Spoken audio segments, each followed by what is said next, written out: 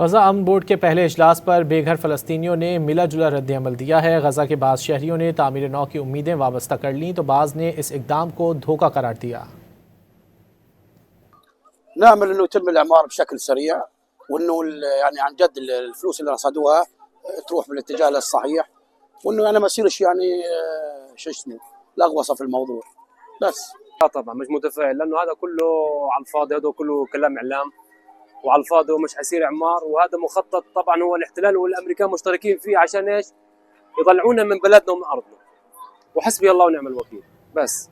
نامل انه يتم الاعمار بشكل سريع وانه يعني عن جد الفلوس اللي رصدوها تروح بالاتجاه الصحيح وانه يعني ما يصيرش يعني شو اسمه لغوصه في الموضوع بس.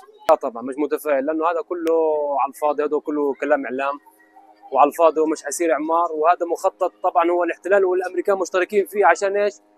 يطلعونا من بلدنا ومن ارضنا. وحسبي الله ونعم الوكيل بس.